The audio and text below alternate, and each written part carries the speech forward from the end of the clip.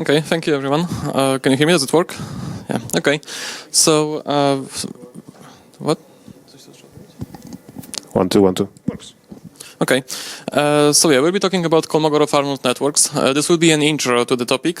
This will be mostly about the first introductory paper to CANs. We will not be covering any of the follow-ups. This will be only the first paper, so the questions and the conclusions at the end also will be about the first paper. So to start, very briefly, a bit about me. I am working currently at Intel. I'm working on a project called OpenVINO, which is an AI inference engine. Also, I am currently doing an MBA for startups, so also startups is very much my thing. And also, I've been a part of the ONYX Operators Committee, and also I've done my part in Google Summer of Code and PyData, other PyData presentations. So, let's start with the presentation agenda. We will start with the Kolmogorov-Arnold representation theorem. Like, this is the core of the whole presentation, the most important thing, which is crucial to understand how this actually works and why it works. And then we will cover the CAN layers, which also will be a bit more about math. And then the very fundamental thing of CANs, which is B-splines, which are we will cover very briefly because it's this topic deserves another presentation or two. It's a fascinating thing, and I recommend to check it out. But we will be doing only the very first layer of it. Then we will go through the cool CAN features, which are the reasons why CANs, you might want to use CANs over MLPs. Yeah, those three which are listed, we'll be talking about them, and then we'll do a little comparison between CANs and MLPs. So, the first thing is, how do we know that the multi-layer perceptrons actually work? How do we know that once we give a little bit of neurons, a few neurons, then it will actually approximate the function? The answer is a very popular universal approximation theorem, which states that any function can be approximated up to some error if given enough simpler functions. This often takes shape of this famous equation you see, which is that weights times biases, weights times x plus biases and so on with the activation function. This will be a bit different. The whole idea why this is questioning the fundamentals is because CANs use a completely different universal approximation theorem, which is the Kolmogorov-Arnold representation theorem. So, to start talking about it, this looks quite scary. It will get much simpler soon. I won't be looking at it much more. So I will read it only once, and then we'll try to explain it in a much more simpler terms. So it states that f is a multivariate continuous function. F can be written as a finite composition of continuous functions of a single variable and the binary operation of addition. So, as I mentioned, this equation looks quite scary, but we will go through it bit by bit, so this will be much more understandable by now. So, suppose we have a function which is a function of multivariate function. We have multiple x's, which, if you think about it abstractly enough, this can be any neural network. And in order to actually implement the Kolmogorov-Arnold implementation, we pass each of the input features, each one of the x's, through a different univariate function. So those, I forgot what those letters are called. Are they thetas or something? I'm not certain. Let's call them thetas for the purpose of this presentation. So those thetas, each of them is taking one single x, one single variable, and in essence, those are different activation functions. You might have heard that CANs are actually more of an activation network than a weights network. This will be explained a bit soon. So each of the input features is getting passed through a theta function, which is univariate, and it's an activation function. Then we have the summation, and that summation for so each of the input features goes through an activation function, then we sum them all up, and then we pass them through another activation function. So we have an activation function of a sum of activation functions, and this term we repeat m times to have different univariate functions f of p. So this still looks quite complicated, so let's go through even simpler explanation. And also what I marked here, these are all activation functions, which is quite important for cans. So anything like the relu or sigmoid, you know, this is kind of similar. Why kind of, I will tell a bit later. So to go through the very classic example from machine learning, we will try to predict prices of houses with given bedrooms, area, age, and then we have the price as the known value. So we have the same thing we had before. So we have a function, a multivariate function of bedrooms, area, and age. And now we're trying to implement the Kolmogorov-Arnold approximation theorem. So now we have three theta functions, theta b, theta area, and theta age. And we sum all of the results from those univariate functions and pass them through another activation function at the end. This is what we did in the previous slide. This looks, I hope, much more understandable how this works. We will be talking about those activation functions in a minute, what they are exactly. For now, it's enough to remember that they are activation functions. And now, because that's just a single unit of the network, we want to have multiple units of those. So we will be setting this m to an arbitrary number. So here, for example, this is the full equation. We have an addition of different terms. So in this example, if we were counting only the lines that are written in the slide, we have m equals of 4. So we have 4 collections of sums of unique univariate activation functions, and each of them is taking an x from the input. And as you can see, every line, every addition object is taking the same inputs. For example, bedrooms is given to m different theta b's. So, for example, the bedrooms value, for example, here the 2 in the first row, will be analyzed by, in this case, for example, m different unique activation functions. So this is what the equation, which looked quite scary at the beginning, actually looks like in real life when applied to something practical.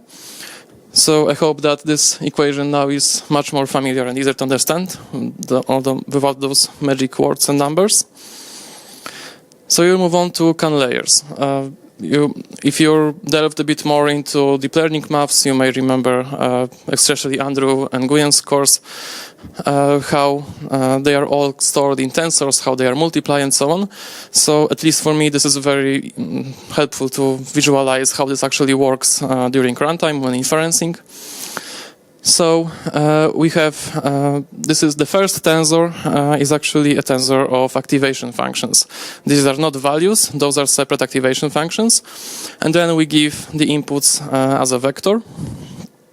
And as a result, we have the outputs of those activation functions from these given inputs.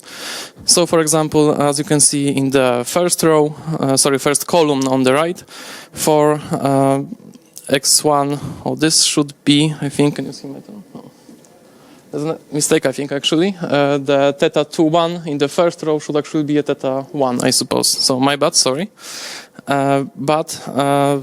Yeah, every single x is being passed through multiple univariate activation functions, which is kind of similar to how every input in a regular MLP is being passed as many times as there are neurons in the first layer. So this is kind of similar to MLPs at this point. And now it's starting to remind a bit of the equation that we were looking at from the beginning. So right now we have the summation of each of the terms.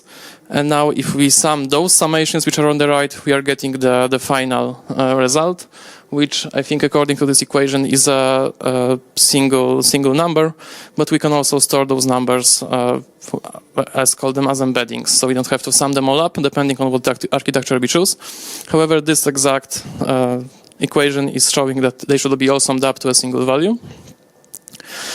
So moving on to the activation functions. Now that we don't really have weights, we only have activation functions, the obvious question comes up, which activation functions should we use? we can't really use any of those sigmoid, maxout, or ReLU functions because we need something that is complicated and expressive enough to actually represent the internal data dependencies which are in the network. So even if some of those activation functions on the slide are parameterizable, there are parameters, they are clearly not enough to replace weights entirely. So we need something new for the activation function, and as far as I know, it hasn't been used in MLPs before. It might be an interesting idea to try, but what the authors of the paper are proposing is using B-splines. As I said, it's a very fun topic, but we will be covering it very briefly because it's also quite deep. So this is a quick summary of what B-splines are. So this is basically a curve which can be controlled by control points. So as we move those control points, the function takes an entirely different shape. So I will show it in an interactive way in a minute. This should be much more clear. However,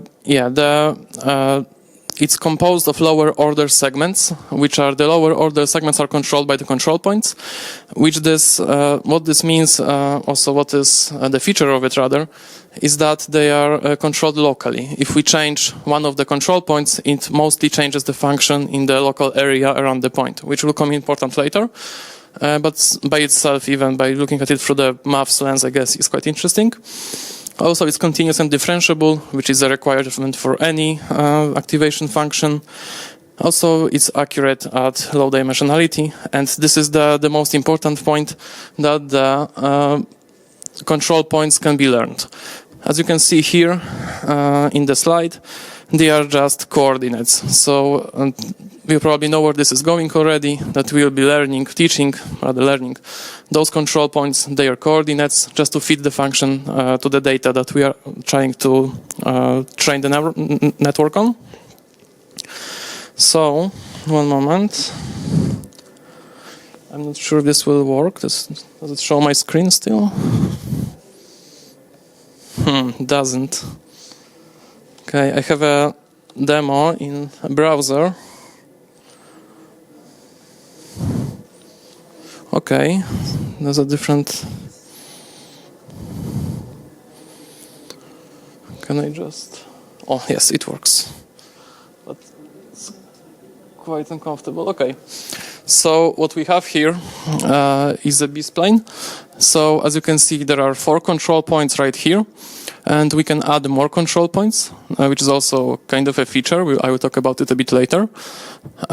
So what the training process actually is composed of is learning I forgot the word, where the control points are, their coordinates. So, for example, if you wanted to change the coordinate of this control point, actually I think that this in the paper was, I think, monotone or basis. One moment. Okay. So this is, I think, monotone basis interpolation was used in the paper originally. So if we move one of the control points, as you can see, the curve only changes locally. It doesn't change the rest of the curve, which is quite an important feature for some cases at least. I will talk about it a bit later. So you can not only move those vertically but also horizontally. So this gives the activation function a lot of expressibility about what can be learned. As you can see, this can take any shape, which is perfect for our replacement of weights. One moment, I lost my mouse. Okay. Oh yeah. Okay. So now that we know what B-splines are, we are moving on to something that I will tell you in a second because I don't remember what exactly was after. Yeah, we have the B-splines. And now let's see how the training cycle differs from MLPs. So the training cycle turns out to be pretty much the same as MLPs. We initialize the control points randomly, just as we initialize the weights randomly.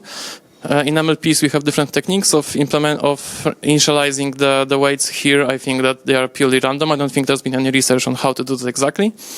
Here, it's pure randomness. We do a forward pass, we calculate the loss, we do a backprop, and we update the control points. So if we replaced a few words, this could be as well a graph about training MLPs. So there's not a lot of difference here. Now let's take a look at the example CAN layer. So this is an example for, let's start from the inside. We have XQ, which are the inputs, and here we have only two inputs. As you can see, the N on the top left is equal to 2. So we have, for each input, we have a set of, for each input we have two activation functions, which are unique. So each input is going through, there are two inputs, and they are going through the first layer of activation functions, which is the inner thing in the brackets. So each of them has a uniquely trained B-spline, which is its activation function and returns a value. And then, since we have an m equals to 5, we have 5 different sets of activation functions which are run on the inputs.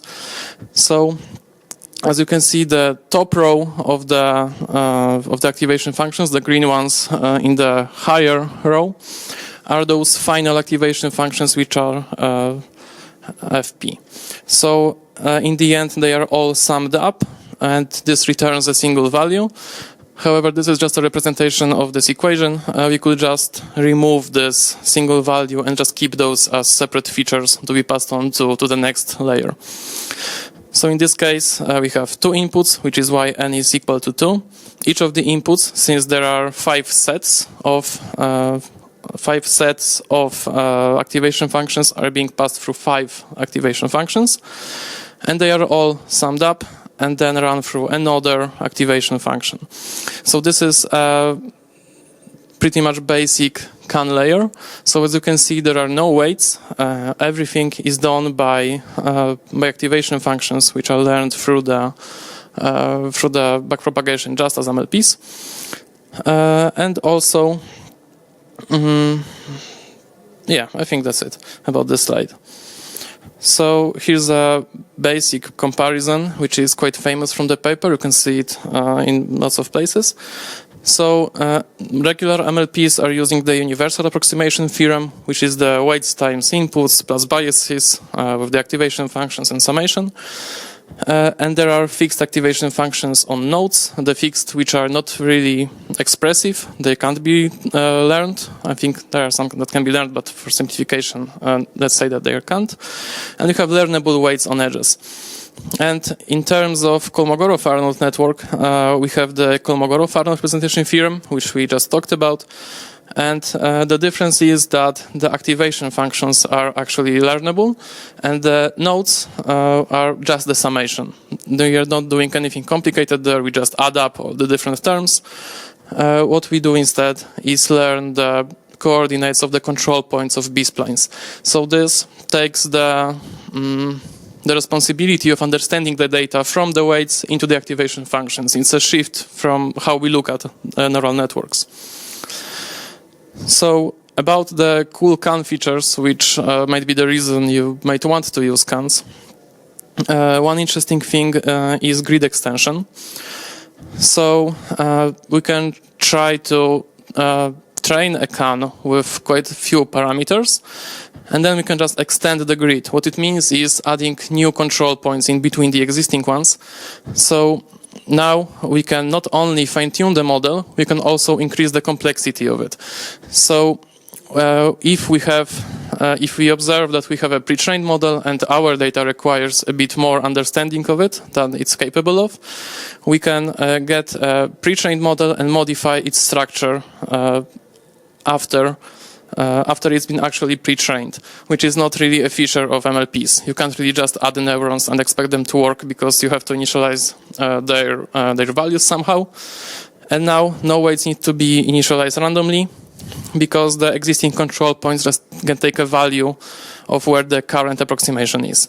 So you are free to either increase or decrease the complexity of a CAN by removing or adding control points, which is could be also somewhat of a sparsification of the network, I suppose.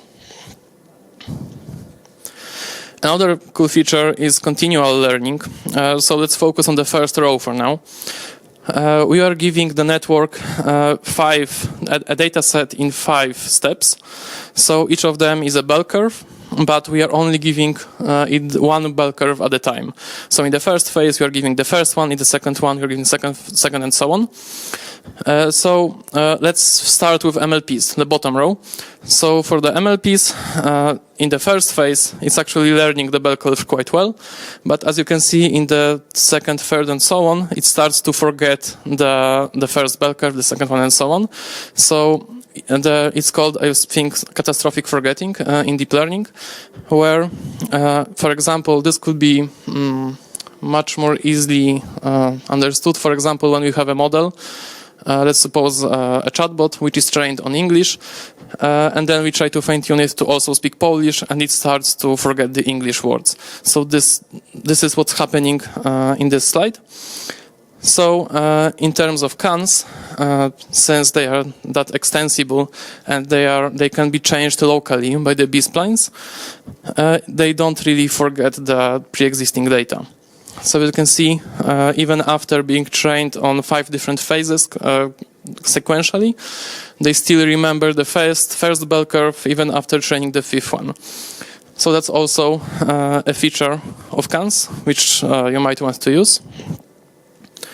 Another thing is, which is very interesting, and also this moves us a bit more to the topic on where currently CANs are being used and where their most successful application is for now, is sparsification and also explainability. So this slide, I hope, it's quite clear. We can do the first training with sparsification. This is easily done by, for example, adding a regularization parameter which forces the weights to be close to 0. And then we can just prune the graph. So we just cut out everything that has weights. I'm using weights because basically B-splines control points are weights. It's a different name, but same thing. Where they are close to 0, where they don't matter, we just cut out the nodes. And we are left with a simple graph of 3 nodes on the right in the step 2. So in the step 3, A, B, and C, we can match those curves to mathematical functions. For example, here in the step 3A, we see that it's a sine. In 3b it's a square, and in C it's exponential. Now what comes to light is that CANs are the most successfully implemented for math questions, math problems, mainly because of this explainability. So once that we know that those functions are, for example, squared, sine, or exponential, we can train affine parameters. What this means is that it's a wholly different step to know that it's a sine or it's a square, but we need to also calculate the values, for example, of A, B, C, and D, just to know what this function is exactly, rather than what it is in general. After that, we can output the symbolic formula and number snap, which are pretty much the same thing. But what this means is the CAN network, the CANs, can actually guess or learn the exact mathematical function which is being represented by the problem, which comes very handy in like physics or maths related questions. It's a very unique feature of CANs and definitely not really achievable with MLPs. So also this is the interpretability. The graph may look kind of scary for now, although there are simple functions. But let's see how a data set of results, which will be 2xy, was trained on 2 inputs. Just as an example, in the paper there are many much more difficult ones, but I myself wasn't able to understand all of them. So if you would like to try it and have fun. But this is like a simple one which I use for the presentation. So for now we have 2 inputs, x and y. And let's look at the first node from the left. The x firstly goes through a linear function, which basically returns x, y equals x. And then it goes, and the y goes also through a linear function, which also returns y. So since in cans always on the nodes we have a summation operation, it's pretty much x plus y. In terms of the second node, they are both being squared. This is like the simplest graph of a square function, which means that we have x squared plus 2y squared. And now, since we also need to pass those through another activation functions, the left one will give us x plus y squared, which will, we'll take care of it in a minute. And the second one is a linear function with a negative slope, so we just add a minus. So now, just to see how it achieves the final result, it's a simple math equation to solve, and it actually amounts to 2xy. So why this is interesting, the interpretability thing? In the paper, the authors say that, for example, some researchers have used cans to, for example, knot theory, and according to the paper, with enough understanding of the actual problem they are solving, for example, the math professors or physics researchers, they are able to manually change the values inside of can just to fit their purpose. This, of course, requires a lot of knowledge about the problem being solved, but it's also a very interesting thing since MLPs are not understandable at all by humans. And here, if the user of the network has enough knowledge about the problem, they can actually interact with the network after it being trained and change its behavior. So now, moving on to CAN versus MLP. I think we are out of time a bit, so I move quite fast about it. So here, for example, keep in mind that those graphs are only about learning mathematical functions. This is what the paper is mostly about. This is what cans are mostly for. So as you can see, in all the MLPs, which are non-blue lines, are not doing really well with learning mathematical functions, while the dense blue line is actually achieving the, I forgot what it's called, when it's, never mind. So actually, in the process of learning, the cans are actually achieving the low error very quickly compared to MLPs, which then again shows how good cans are for mathematical functions, for physics-related questions, and so on. Yeah, but as I mentioned, these are only mathematical functions. From what I know, or at least I haven't read about it, cans weren't really used for like natural language processing or image classification or anything like that. So cans are for now mostly for maths and physics. And now, as the last slide, I suppose, the CAN advantages are accuracy at low dimensions. They are not really tested for now, as far as I know, about high dimensionality. As you saw in the examples, there were like X and Y inputs and not really much more. There is continual learning, which were the 5 phases of the bell curve we watched. The symbolic regression, which is the number snapping to a separate, to a specific mathematical function. Also the explainability, which also allows some people who are very knowledgeable of the problem to interact with the network. Very proficient at maths and physics tasks, which is also a disadvantage, I suppose. We are not really able to use them for like image classification or anything MLP related. And also in some tasks they are more accurate than MLPs with fewer parameters, so the model is smaller and actually doing better. Yeah, and as I mentioned, interactiveness for model domain experts. So the challenges are, this is quite a big one, that currently it's impossible to do batched operations. This is something that the authors of the paper call an engineering problem. So I suppose it's on us to solve it. But the reason why it's not possible is because our batched operations, for example, when training on GPU, mostly rely on the fact that the activation functions are the same. Now here we have every single activation function is different, so it's quite a bit different training cycle to go through. We are still lacking testing on real-world problems, since the domain is quite narrow. It's all mostly maths. It's not that easy to find a lot of applications, I suppose. Also, this hasn't been tested how well they work at higher dimensions. The paper only shows small dataset results. They mostly generate some data about pure mathematical functions and then try to train the network. And this can be a summation of everything, overall lack of research. There hasn't been a lot done on that. So that pretty much wraps it up. Sorry for taking your lunchtime away. This is my LinkedIn. Thank you. If anybody wants to connect and have a chat. Thank you. And also, if anybody wants to leave a feedback, you'll be welcome to. I would like to improve this presentation a lot. So thank you very much for coming and listening to me.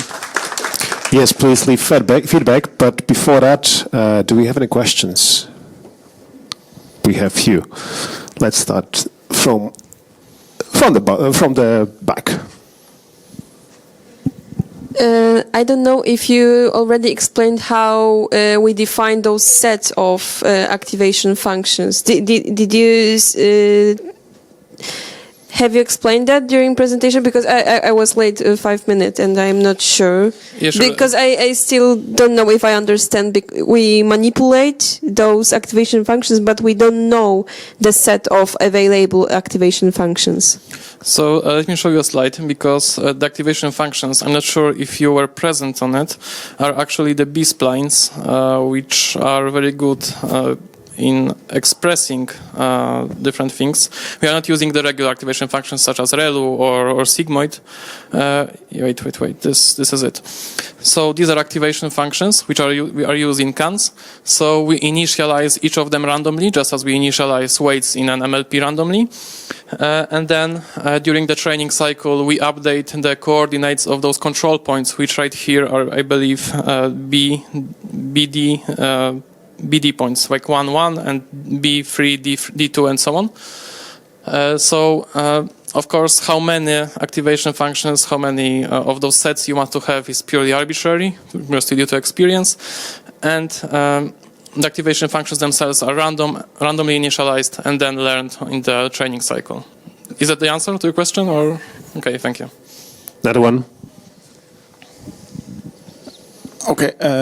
Are there any libraries to help deploy these cans? Or, for example, are there features in PyTorch or TensorFlow that help implement can layers for now? Or do we have to do it from scratch for now?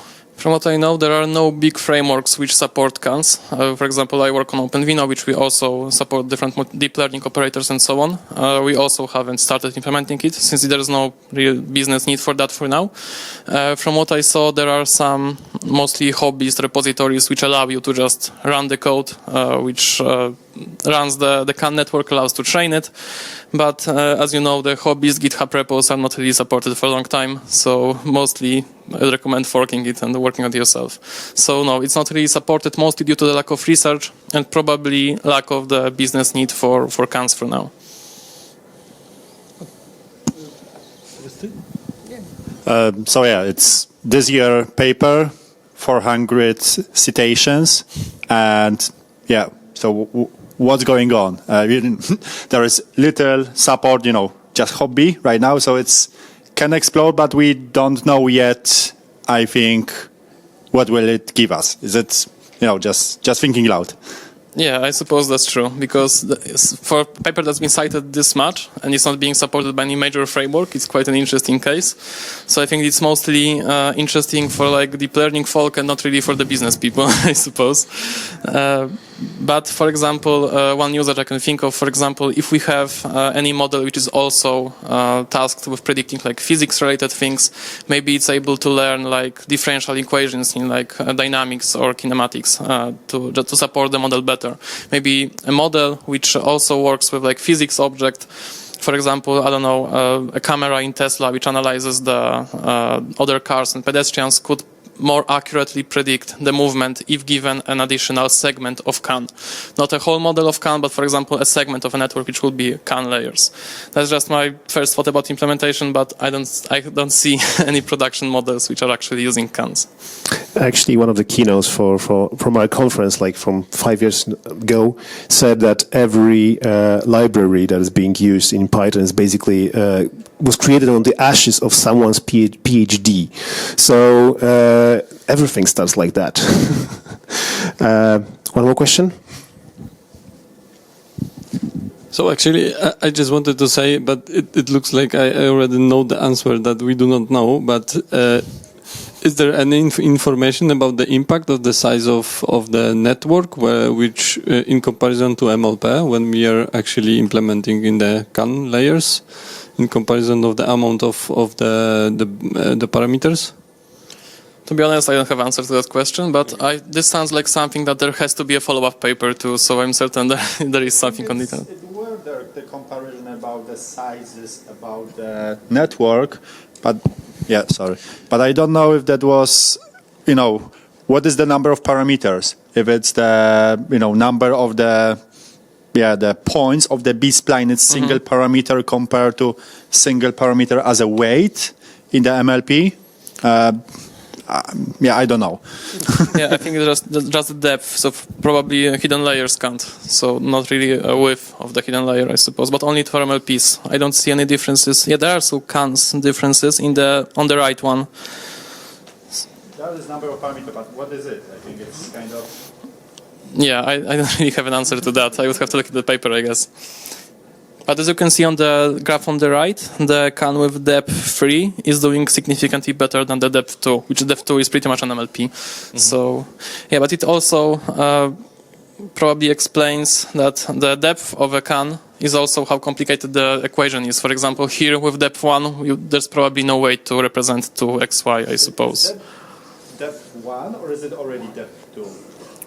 This is a depth 1, because judging by the summation, each of the inputs is... Oh, actually, yes, you're right, this is depth 1. So, yeah, I made a mistake before. So each of the inputs has its own unique activation function, and then they're all summed up and thrown through another activation function. This is just a single layer, I suppose, of CANs.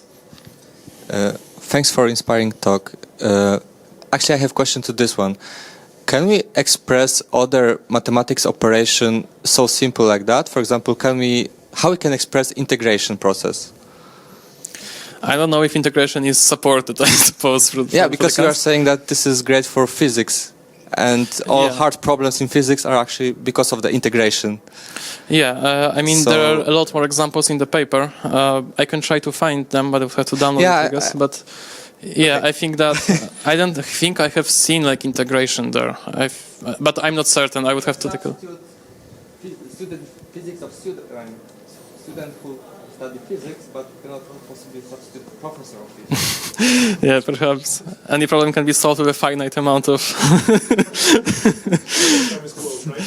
Yeah, but for example, let's suppose that if we, for example, try to predict or snap that a given thing is an integration somehow, maybe for an addition to CANs, maybe you can have like a separate deep learning operator which is doing the integration. Maybe this can be somehow put into CANs. I'm not sure how this could be done, but maybe in the step 3, if we see that it's somewhat resembling an integration, maybe that's the place to insert a different operator. Hello. I would like to ask, won't this approach increase a lot our cost? Because, for example, in a multi-layer neural approach, we are basically aggregate all the inputs and put them inside of the one neuron, and we are doing the activation function in it.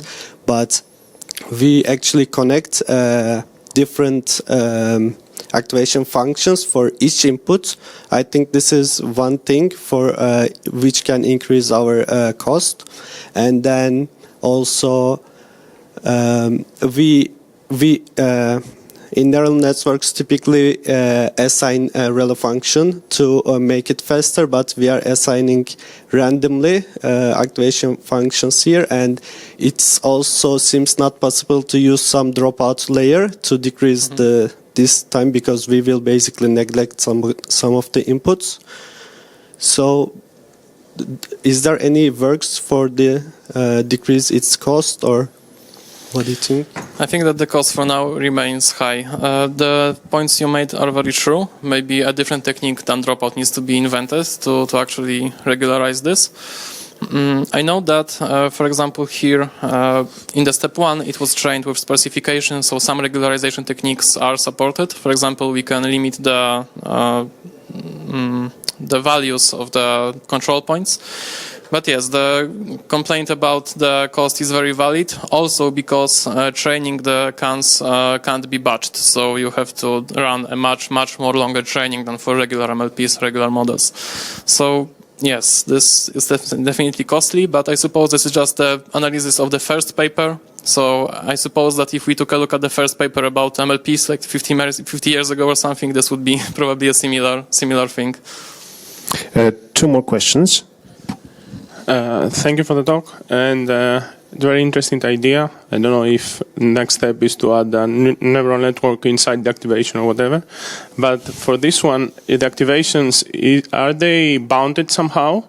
And what happens in the extreme values? Because I know what happens in a sigmoid, like, or if there's cost or whatever, but in B-spline, I don't understand what happens when X value, for example, is outside of the bounds of the box of the B-spline.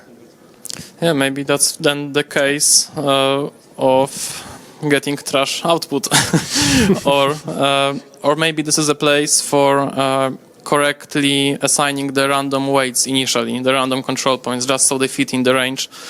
So I suppose that judging on the problems that were solved in the paper, they are quite, I suppose, simple mathematical functions. So I suppose this was not really an issue. I suppose this was also left as an engineering problem to solve by the authors. Yes, so I have the question, how do you set those B and D points? Do you do this a priori? And then how do you prevent from overfitting? I don't think that the overfitting was discussed in the paper. I think they mostly use regularization, but that's pretty much it from what I read. At least I don't remember any mention of overfitting. Might be in the follow-up papers. About the initialization, in the paper they mentioned that they are doing it purely randomly. I suppose they have a range and some probability function for those control points. And also they probably need to be sequential in the graph just to be spline to make sense. But there also was not really an emphasis on how this should be done. This is like a pure paper which is showing purely that, hey, it works, and do something else with it for the other people, I suppose. But with the amount of citations and follow-up papers, I think that there is an answer there somewhere. I just haven't read it, I think. I think the overfitting the control is very simple, very similar. You still have the loss function, you still can calculate the error, and you can calculate it for the validation, so you can control how long you are training based on the validation data set. I think that should be quite. But how do you interpolate this activate functions with ENG points? And you can set like 100 ENG points to have very exact activation. Yeah, I think this is parameter, the parameter, hyperparameter. So you're giving 100 control points for each B-spline, or 10 control points. So this is given, and you are training it, and you're giving the certain training versus validation error trade-off for this given parameter set, and you train the different one, and you can do the model selection simply based on that. Also, I think that since in the step 3 we are doing a matching to different mathematical functions, maybe we kind of want a very, very matching function, just so we're more certain that it's an actual mathematical functions we find. Maybe it's not that much of a concern when solving mathematical functions. I'm not certain. It's an interesting question, but to be honest, I'm not sure. Okay, they don't want to stop so interesting discussions. We have a lunch break right now, but definitely, Przemek, you're going to be here, right? So I know there's one more question on the back, so please continue in a smaller groups. I'm really happy that the discussions are rising and the topics are interesting. So yeah, please use the opportunity that we have speakers here. Thank you so much, Przemek, one more time. Yeah. Thank you for coming.